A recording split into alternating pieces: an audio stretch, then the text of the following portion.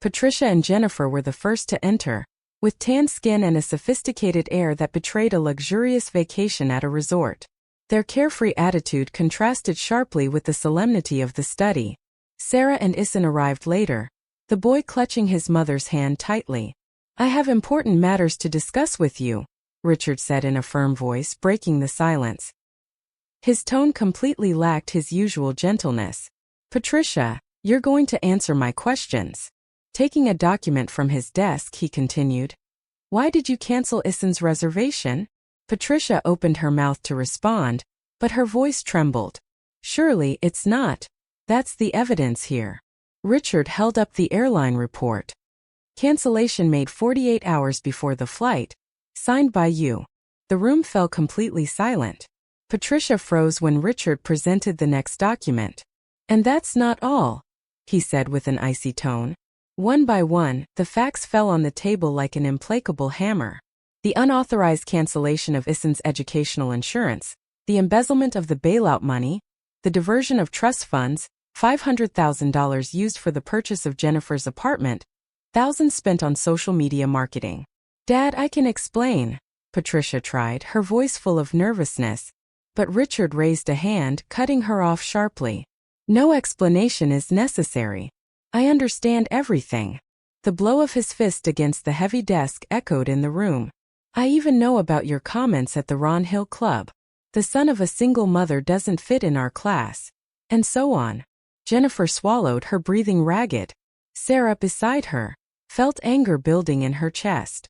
Richard had understood everything. Richard approached the window. Obsession with appearances on social media, a false family image, and an absurd prejudice about social class, everything was exposed. When he turned again, his expression was more severe than ever. "Patricia, Jennifer, I am now going to announce your punishment." Lawyer Bradley took out a group of documents while Patricia pleaded in a trembling voice, "Father, please." But Richard ignored her. "First, immediate revocation of your residency rights," he said coldly. "You have 24 hours to remove all your belongings from this mansion." James nodded silently and placed some cardboard boxes in the corner of the room. "Second, financial sanctions," added Bradley. "All your credit cards are suspended immediately. There will be no more financial support for your living expenses. In addition, Issen's insurance money must be reimbursed with interest." Patricia felt the ground disappear beneath her feet. "Third, complete revocation of your inheritance rights," Richard continued, unmoved. "A new trust agreement takes effect today. Sarah and Issen will be the sole beneficiaries." Patricia almost collapsed in her chair. Jennifer, wide-eyed, couldn't believe what she was hearing. But Richard wasn't finished yet. "And as for social sanctions," he said firmly, "your letters of resignation have already been sent to all the boards of charitable organizations in which you participated. Your membership in the Ron Hill Club was revoked this morning. Furthermore, the Christchurch Greenwich community has already been informed of the situation." Maria, the housekeeper, intervened in a calm voice. "It has also been decided to expel you from the Women's Association." Jennifer burst into tears and begged her grandfather, "Dad, what are we going to do?" "You'll have plenty of time to think about it," Richard replied coldly. "The real estate department has arranged an apartment in the suburbs for your relocation. The rent will be covered only for the first 3 months. Sarah, who had remained silent, asked in a low voice, "Is that all?" "No," Richard answered, softening his expression for the first time. Then he looked at his grandson. "Issen, come here." The boy stepped forward. "Father," Sarah whispered, watching the scene with her heart in her throat. Richard knelt down to be at eye level with Issen and spoke to him gently. "I have something special to tell you. Starting this spring, I want you to start training at the company on weekends. In the future, this house and the company will be yours." Issen's eyes shone with contained tears. Sarah placed a hand on his shoulder, conveying support. Richard stood up and, with his usual tone of coldness, addressed Patricia and Jennifer. "You have 24 hours. That's my last show of mercy." No one said goodbye as they left the room with their heads bowed. A year had passed since that day. Snow was falling silently again on the exclusive Greenwich neighborhood. It was a winter weekend at the Anderson mansion on Ron Hill Road. Issen, now 13, sat across from his grandfather in the study, a profit and loss statement open on the desk. Attentively, the boy learned the basics of real estate management under Richard's guidance. The legacy was secured. Issen observed the numbers seriously, concentrating on every detail. "You're on the right track, Issen," Richard said, nodding with satisfaction. "The key to managing real estate is not just seeing numbers, but imagining the lives of the people behind those numbers." The weekend training sessions with his grandfather had become invaluable to Issen. His academic performance improved even further, achieving recognition as an honor student at Greenwich Academy. He also won the state piano competition. Meanwhile, Sarah had been promoted to associate at one of the most prestigious accounting firms. With her professional success, she decided to move to a modern mansion in an exclusive neighborhood near Ron Hill Road. Her new house became a symbol of the new life she had built with her son. "Welcome back, Miss Michi," greeted James the butler when Sarah visited the mansion one evening. Despite the changes in the family, he continued to serve the Andersons with the same dignity as always. "How is Issen today?" she asked. James smiled gently. "The young master has grown so much. Mr. Anderson has even higher expectations for him as his successor." In the study, Richard was explaining a new project to Issen. On a winter afternoon, as the sun shone on the snow, the family gathered as usual at the colonial mansion in the exclusive Greenwich neighborhood. Beyond the imposing gates that led to Ron Hill Road, the meticulously manicured garden stretched out, covered by a layer of snow that created an elegant winter scene. Inside the house, the warmth of the fireplace spread throughout the room.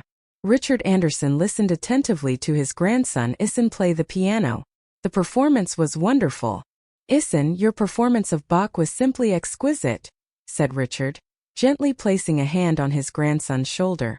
A warm smile crossed his face.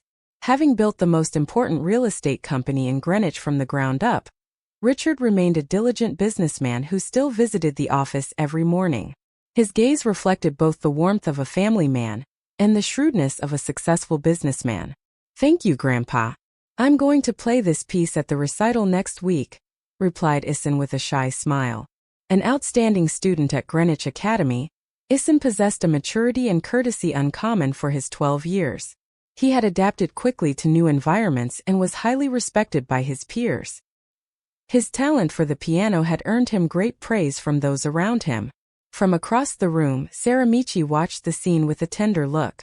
As an accountant at a major firm and a single mother since her divorce 10 years ago, she had admirably raised her son Issen.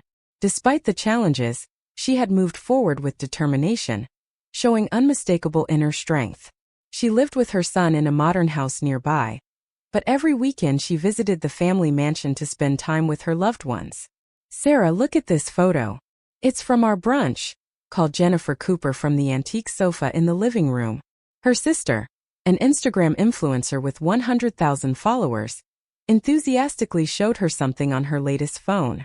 The picture was from La Cale, a popular restaurant in Greenwich Village, where mother and daughter appeared with perfect smiles. Beside them, their mother, Patricia Anderson, posed proudly with a new designer handbag. "Ginny, let's post that photo along with the announcement of my charity event. I'll have the Ron Hill Club members share it too," said Patricia enthusiastically.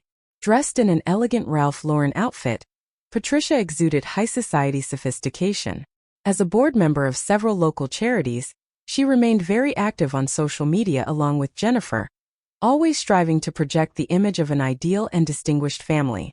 Meanwhile, upstairs, the house staff worked silently.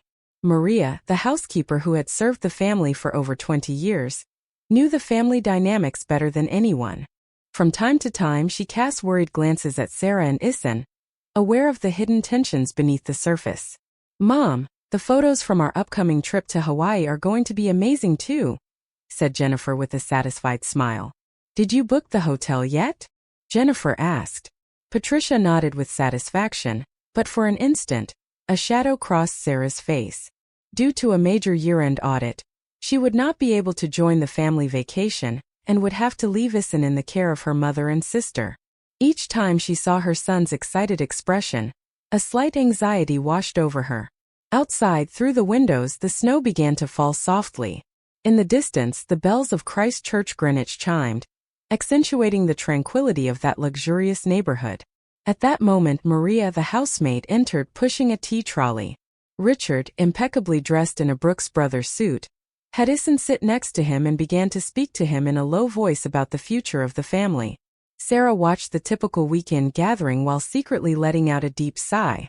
Hours later, Bradley International Airport was adorned with Christmas decorations that marked the start of the holidays. In the departure hall, a huge wreath hung from the ceiling, shining with the morning light. Despite being before 8 a.m., the airport was already full of travelers. "Issen, come on, let's take a picture together," called Patricia, elegantly dressed in a Ralph Lauren cashmere coat, her latest iPhone in hand. She prepared for the shot while Jennifer adjusted the outfits of her two children. Everyone wore coordinated clothes in Christmas tones, creating an image worthy of a luxury fashion magazine. "Wow, your new suitcase is so cool," exclaimed Amy, Jennifer's daughter, upon seeing Issen's luggage. It was a personalized Rimowa suitcase, a gift from his grandfather, of an elegant deep navy blue. It bore Issen's initials subtly engraved. "Thanks, Grandpa picked it out for me," Issen replied with a smile. His eyes shone with excitement beneath his Greenwich Academy winter uniform. His first trip to Hawaii just with his family. He had dreamed countless times of surf lessons and the Christmas Eve dinner show. "Smile," Patricia indicated before capturing the perfect photo to share on social media. Then the group headed to the check-in counter. Linda, an employee with years of experience at the airline, was at the Lyria Airlines first-class counter. Her poise and professionalism made her perfect for serving high-end clientele. "Good morning. First class to Hawaii." "That's right," Patricia replied, handing her the documents. Jennifer and her family's reservations were processed without issue. However, when Issen's turn came, Linda's face darkened slightly. "Excuse me, but I can't find Mr. Issen's reservation," she said after checking the screen several times. "That's impossible. I made the reservation myself," Patricia replied with a hint of anxiety in her voice. Her fingers, adorned with expensive, perfectly manicured nails, tapped lightly on the counter while Linda checked the history in the system. "It must be a system error. We'll go ahead, please arrange the next flight," interrupted Patricia. Although her tone was no longer the same as always, Issen looked at his grandmother with a bewildered expression. "But Grandma, you promised we would go together." His voice trembled as he clutched the handle of his new suitcase tightly. Linda, the employee, spoke softly but firmly. "Ma'am, about the cancellation history of this flight." "Let's go, Jenny," Patricia interrupted, not letting Linda finish. She took her daughter's arm and started walking. Jennifer hesitated for a moment but quickly followed her mother. "Mom, but," Issen stammered, but his voice broke. Tears began to well up in his eyes. Around him, some passengers were starting to notice the scene. No one said anything, but the impact was evident. Everyone stared, stunned, as a designer-clad family left a small boy behind. Linda discreetly came out from behind the counter and knelt beside Issen. "It's okay, Issen. We're going to contact your mom," she told him gently.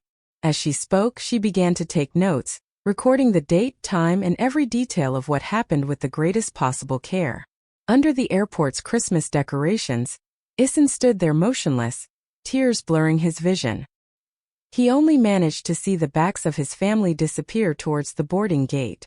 Beside him, his new suitcase became a silent witness to his abandonment.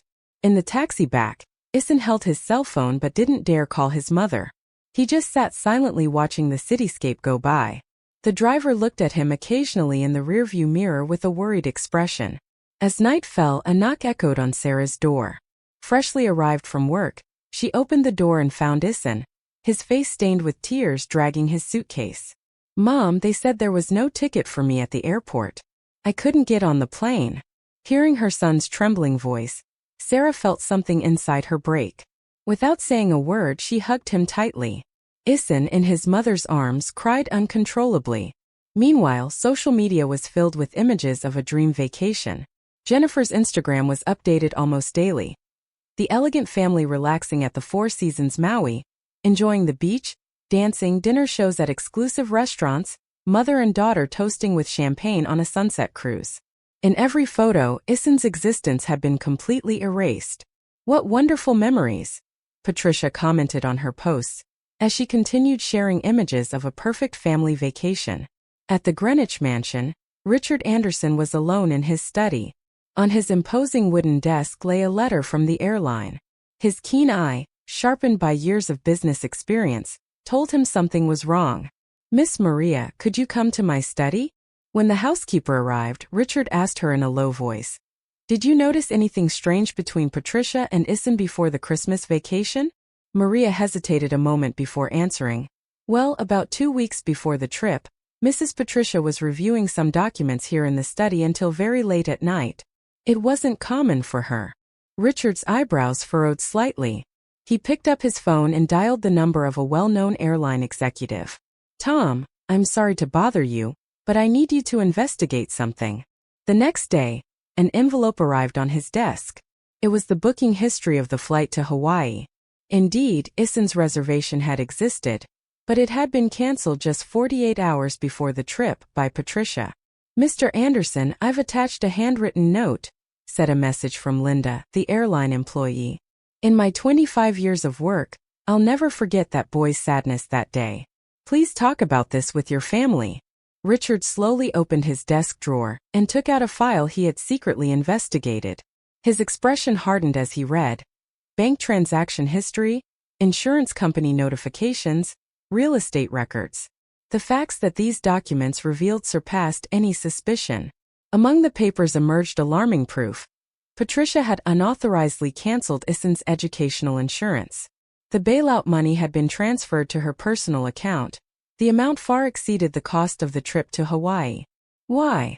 Richard murmured, his voice echoing in the silent study. The light from the fireplace cast flickering shadows on the walls, illuminating the documents he held in his hands. But the worst was yet to be discovered. Further investigation revealed even more serious information. Patricia had managed Issen's assets without authorization. Part of the trust funds intended for his future had been diverted for personal investments. Most of the money had been used as a down payment for a new apartment for Jennifer, Patricia's daughter. Another part had been transferred to a social media marketing company hired to build the image of a perfect family. There were also expensive consulting fees to improve their public presence. The evidence was overwhelming. Patricia's priority had not been her family, but the appearance of an ideal life on social media. Some members of the exclusive Ron Hill Club remembered hearing Patricia say disdainfully, "The son of a single mother doesn't fit in our class." Richard's lawyers had already collected, copied, and notarized all the key documents. Thanks to the help of his partners at his trusted law firm, he had all the necessary evidence in his hands. The truth had come to light. The bells of Christ Church Greenwich announced nightfall. Richard stood up and walked to the window overlooking the garden. The snow was beginning to melt, and in its reflection, he saw the superimposed shadows of the last day the family had been together. "Ham!" The butler entered silently after knocking discreetly on the door. "Sir, we have confirmed the flight arrival time with all the family members returning from Hawaii." Richard nodded without saying anything and returned to his desk. He took a piece of paper and began to write a letter, a summons to a family meeting that would be sent first thing the next day. Each word of the document carried unprecedented seriousness. "Tomorrow at 10 a.m., I want everyone to meet in this study." James bowed his head in understanding and withdrew. Richard reviewed the documents on his desk one last time. The next morning, the study of the Anderson mansion was steeped in dense tension. Richard sat in a heavy leather chair in front of the fireplace, surrounded by 17th-century antique furniture. Beside him, Lawyer Bradley carefully reviewed the documents. The winter sunlight filtered through the windows, illuminating the stacks of papers piled on the desk. "Sir, everyone has arrived," announced James the butler. "I'm thinking of launching a charitable foundation next year," he said quietly. "I want to help children who have had to give up their dreams for lack of money. I'd like your mother to be the president." Issen looked at him respectfully. During the past year, his trust in Sarah had grown more than ever. Meanwhile, an hour from Greenwich, in a distant suburb, Patricia and Jennifer led a completely different life in the small apartment where they lived. The luxurious designer wardrobes they once owned had been sold at pawn shops, replaced by clothes from discount stores. All their social media accounts were deleted, and their days as influencers were over. "Mom," I'm going to an interview for a part-time job, Jennifer announced wearily. After going from being a housewife to working temporary jobs, her life had taken a drastic turn. Her husband left her, and she lost custody of her children. Patricia, standing by the window, watched the outside silently. In her hand, she held the Christchurch Greenwich Church Bulletin, where her story had been published as a warning to the community. The news spread quickly, causing an impact among those who once admired them. The price they had paid for trying to create a perfect family image had been higher than they ever imagined. Designer bags were sold, bank accounts closed, and bills piled up with ever closer due dates. Even their old friendships had completely abandoned them. In the exclusive circles of Ron Hill, some murmured that their fate was a clear example of karmic justice. The scandal sparked a debate among local charities about true family values, the difference between appearances on social media and reality, and the folly of prioritizing image over family ties. It all became a lesson no one would forget. The story of the Anderson family had been reorganized around Sarah and Issen. Day by day, Richard became more convinced that his decision to protect family values had been the right one. Grandpa, Issen looked up from his documents. In the future, I want to form a perfect family, but in the true sense of the word. Not something to show off on social media, but a family that is perfect in our hearts. Richard nodded deeply, moved by his grandson's words. The fireplace was still lit, radiating a constant warmth. Outside, the snow fell silently, covering the landscape with its white mantle. In the distance, the bells of Christchurch Greenwich chimed in the air, like a requiem for those who had been lost, but also as a blessing for the new bonds that had been strengthened. Maria, the housekeeper, entered the study to announce that dinner was ready. As always, the table was set with hot dishes for three. Family time had become something genuine, free from pretense and vanity. Come, let's have dinner together as a family, Richard said. Sarah and Issen nodded with a smile. The warm light of the Anderson mansion shone brighter than ever, a symbol of true family ties. In the snowy town of Greenwich, a new family story was beginning to be written.